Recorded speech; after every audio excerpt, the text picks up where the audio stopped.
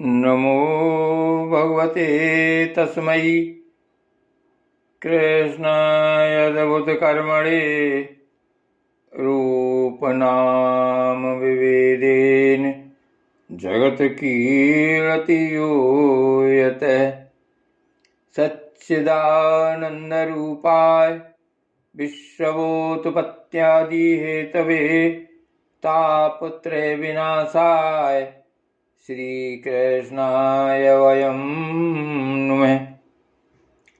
श्रीमद्भागवत महापुराण 12 स्कंध 3 अध्याय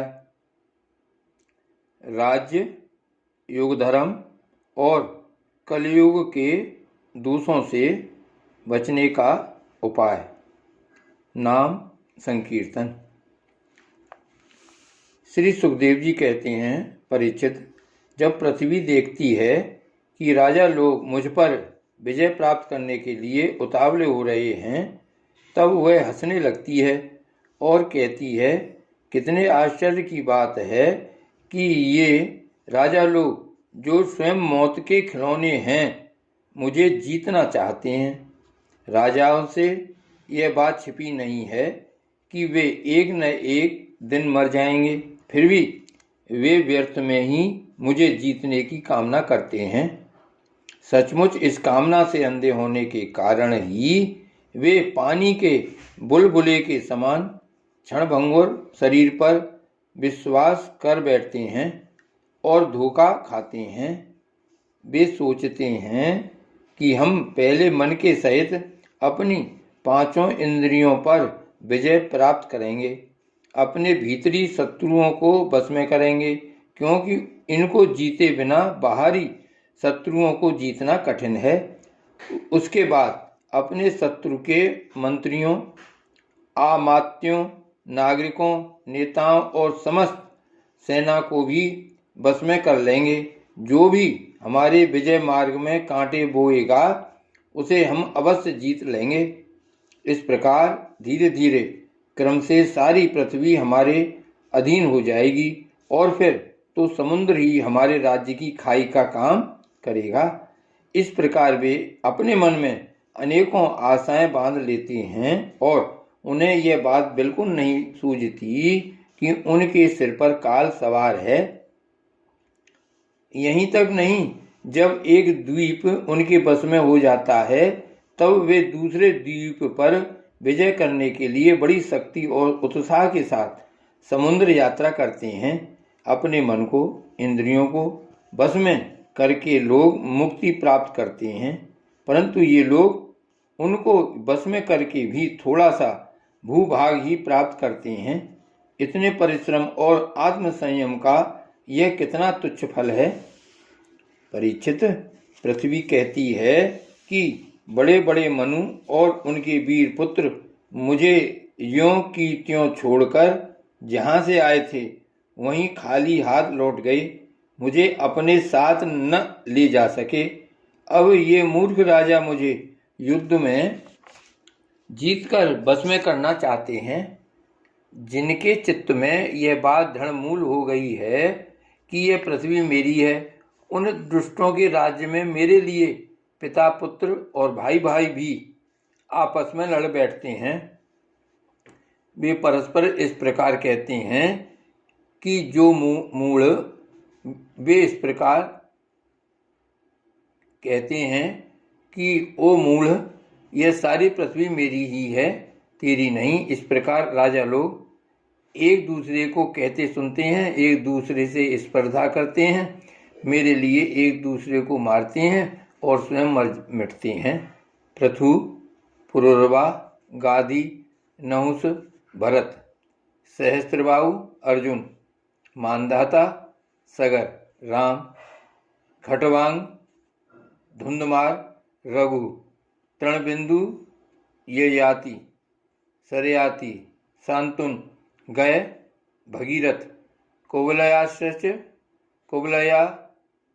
शव, ककुत्स्थ, नल, नरग, हिरण्यकश्यप, वृतासुर, लोकद्रोही रावण, नमोची, संवर, भौमासुर, हिरण्याक्ष और तारकासुर तथा और बहुत से दैत्य एवं शक्तिशाली नरपति हो गए। ये सब लोग सब कुछ समझते थे, सूर थे। सभी ने दिग्विजय में दूसरों को हरा दिया, किंतु दूसरे लोग इन्हें न जीत सके, परंतु सबके सब मृत्यु के ग्रास बन गए। राजन, उन्होंने अपने पूरे अंतःकरण से मुझसे ममता की और समझा कि यह पृथ्वी मेरी है, परंतु विकराल काल ने उनकी लालसा पूरी न होने दी। अब उनके बल, पौरुष और शरीर आदि का कुछ पता ही नहीं है, केवल उनकी कहानी मात्र शेष रह गई है। परीक्षित, संसार में बड़े बड़े प्रतापी और महान पुरुष हुए हैं। वे लोकों में अपने यश का विस्तार करके यहाँ से चल बसे। मैंने तुम्हें ज्ञान और वैराग्य का उपदेश करने के लिए ही उनकी कथा सुनाई है। यह सब वाणी का विलास है, इसमें पारमार्थिक सत्य कुछ भी नहीं है।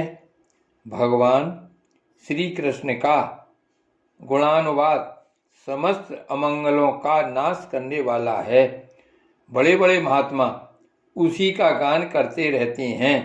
जो भगवान श्री कृष्ण के चरणों में अनन्य प्रेमयी भक्ति की लालसा रखता हो, उसे नित्य निरंतर भगवान के दिव्य गुणानुवाद का ही श्रवण करते रहना चाहिए। राजा परीक्षित ने पूछा, भगवान, मुझे तो कलयुग में राशि राशि दोष ही दिखाई दे रहे हैं। उस समय लोग किस उपाय से उन दोषों का नाश करेंगे? इसके अतिरिक्त युगों का स्वरूप, उनके धर्म, कल्प की स्थिति और प्रलय काल के मान एवं सर्वव्यापक सर्वशक्तिमान भगवान के काल रूप का भी यथावत वर्णन कीजिए। श्री सुखदेव जी कहते हैं, परीक्षित, सतयुग में धर्म के 4 चरण होते हैं। वे चरण हैं सत्य, दया, तप और दान। उस समय के लोग पूरी निष्ठा के साथ अपने अपने धर्म का पालन करते हैं। धर्म स्वयं भगवान का स्वरूप है। सत्य युग के लोग बड़े संतोषी और दयालु होते हैं। वे सबसे मित्रता का व्यवहार करते और शांत रहते हैं। इंद्रियां और मन उनके बस में रहते हैं और सुख दुख आदि द्वंद्वों को वे समान भाव से सहन करते हैं। अधिकांश लोग तो समदर्शी और आत्माराम होते हैं और बाकी लोग स्वरूप स्थिति के लिए अभ्यास में तत्पर रहते हैं। परीक्षित, धर्म के समान अधर्म के भी 4 चरण हैं। असत्य, हिंसा, असंतोष और कलह। त्रेता युग में इनके प्रभाव से धीरे धीरे धर्म के सत्य आदि चरणों का चतुर्थांश क्षीण हो जाता है। राजन, उस समय वर्णों ब्राह्मणों की प्रधानता अक्षुण्ण रहती है। लोगों में अत्यंत हिंसा और लंपटता का अभाव रहता है। सभी लोग कर्मकांड और तपस्या में निष्ठा रखते हैं और अर्थ, धर्म एवं काम रूप त्रिवर्ग का सेवन करते हैं।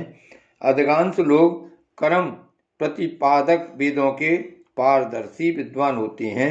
द्वापर युग में हिंसा, असंतोष, झूठ और द्वेष, अधर्म के इन चरणों की वृद्धि हो जाती है एवं इनके कारण धर्म के 4 चरण तपस्या, सत्य, दया और दान आदि आदि क्षीण हो जाते हैं।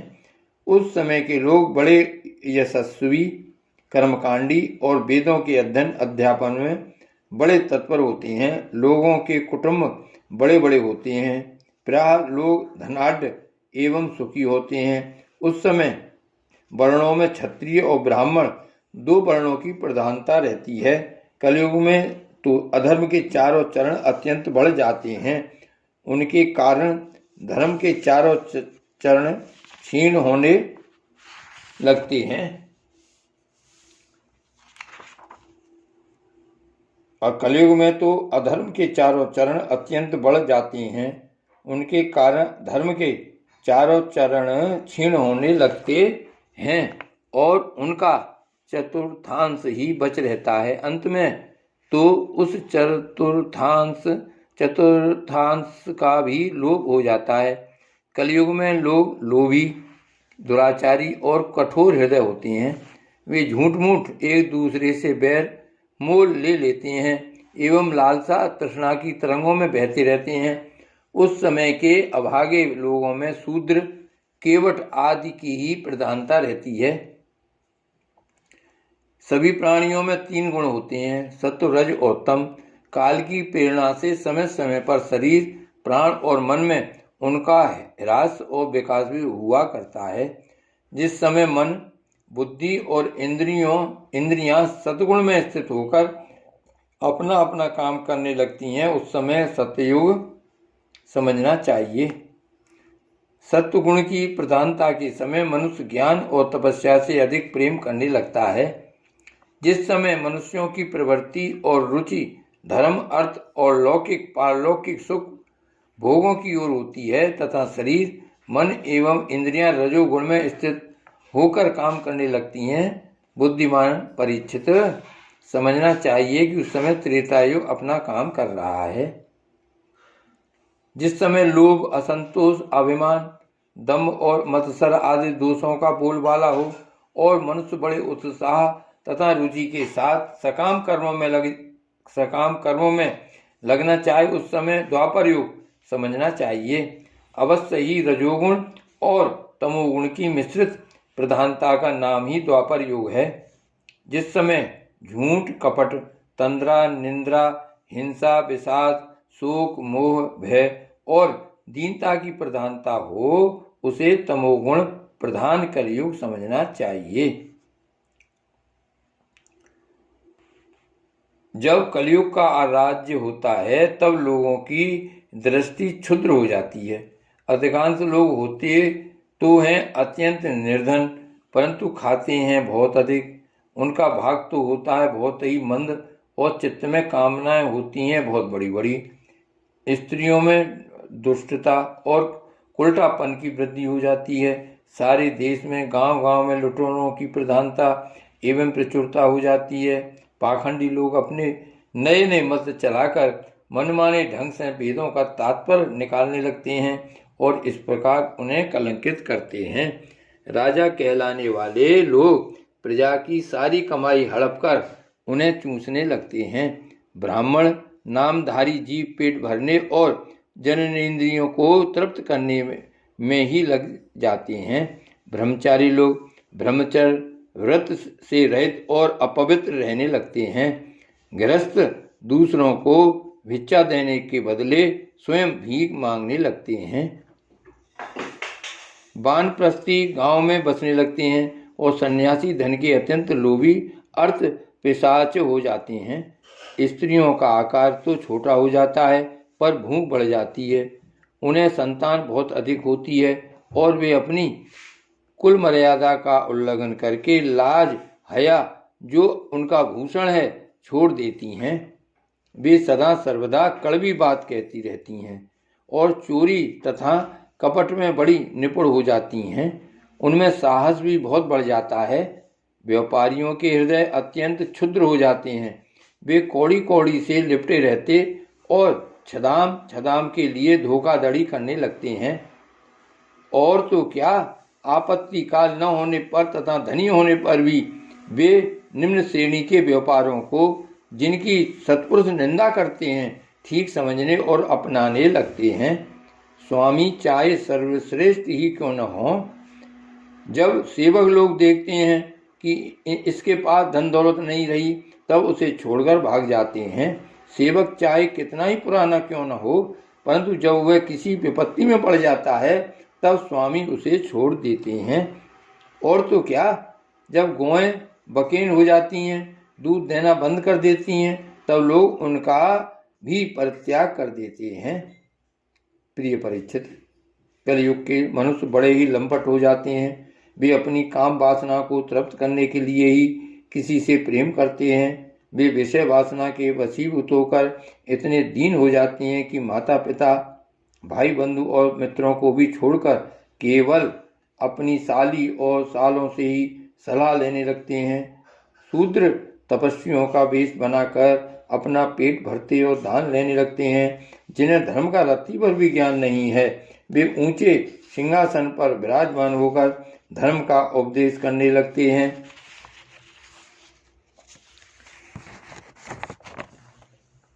प्रिय परीक्षित, कलयुग की प्रजा सूखा पड़ने के कारण अत्यंत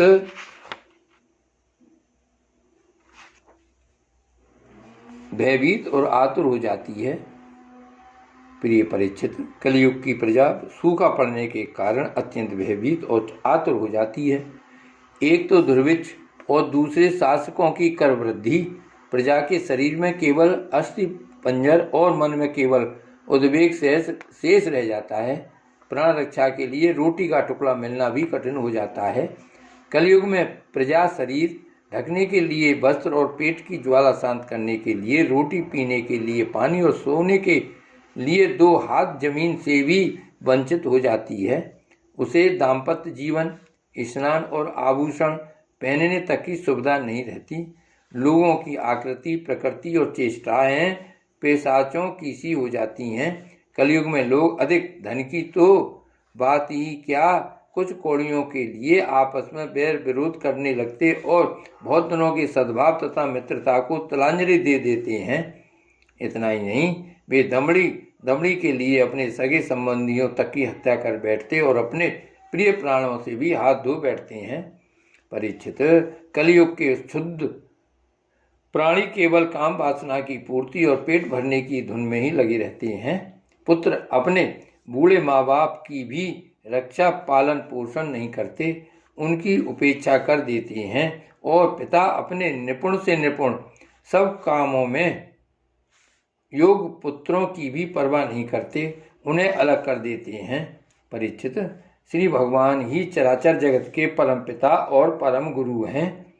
इंद्र, ब्रह्मा आदि त्रिलोक का अधिपति उनके चरण कमलों में अपना सिर झुकाकर सर्वस्व समर्पण करते रहते हैं।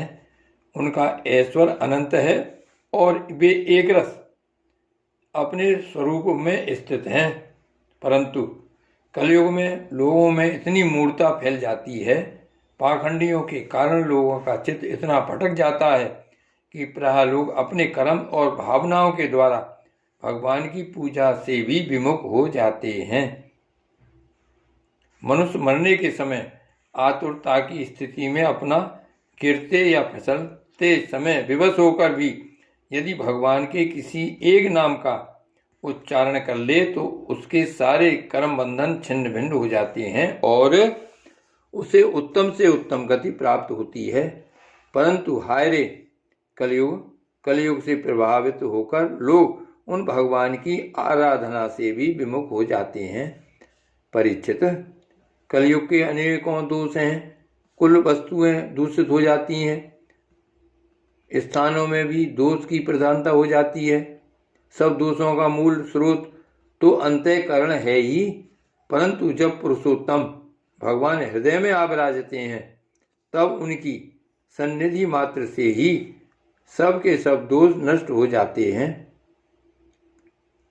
भगवान के रूप, गुण, लीला, धाम और नाम के श्रवण, संकीर्तन, ध्यान, पूजन और आदर से वे मनुष्य के हृदय में आकर विराजमान हो जाते हैं और 1-2 जन्म के पापों की तो बात ही क्या, हजारों जन्मों के पाप के ढेर भी क्षण भर में भस्म कर देते हैं।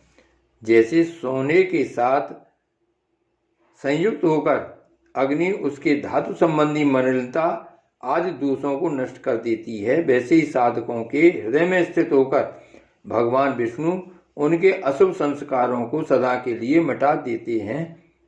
परीक्षित, विद्या, तपस्या, प्राणायाम, समस्त प्राणियों के प्रति मित्र भाव, तीर्थ स्नान, व्रत, दान और जप आदि किसी भी साधन से मनुष्य के अंतःकरण की वैसी वास्तविक शुद्धि नहीं होती जैसी शुद्धि भगवान पुरुषोत्तम के हृदय में विराजमान हो जाने पर होती है।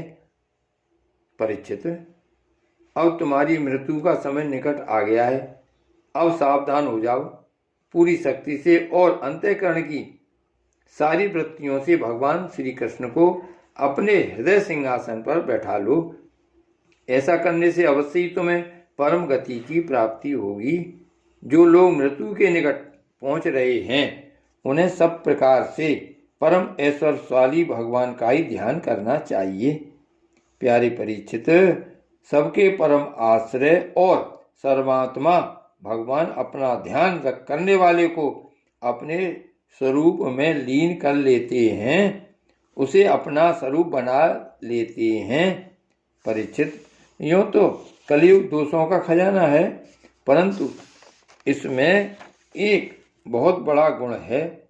वह गुण यही है कि कलयुग में केवल भगवान श्री कृष्ण का संकीर्तन करने मात्र से ही सारी आसक्तियां छूट जाती हैं और परमात्मा की प्राप्ति हो जाती है। सत्य युग में भगवान का ध्यान करने से, त्रेता युग में बड़े बड़े यज्ञों के द्वारा उनकी आराधना करने से और द्वापर में विधि पूर्वक उनकी पूजा सेवा से जो फल मिलता है वह कलयुग में केवल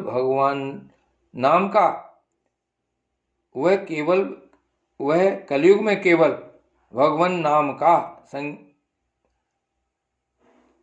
सत्य युग में भगवान का ध्यान करने से, त्रेता में बड़े बड़े यज्ञों के द्वारा उनकी आराधना करने से और द्वापर में विधि पूर्वक उनकी पूजा सेवा से जो फल मिलता है वह कलयुग में केवल भगवान नाम का कीर्तन करने से ही प्राप्त हो जाता है। श्री भागवत भगवान की जय। श्री वल्लभाधीश की जय। श्री गोवर्धन नाथ की जय। श्याम स्वरूप श्री यमुने महारानी की जय। श्री गोकुलनाथ की जय। जय जय श्री गोकुलेश, जय जय श्री गोकुलेश।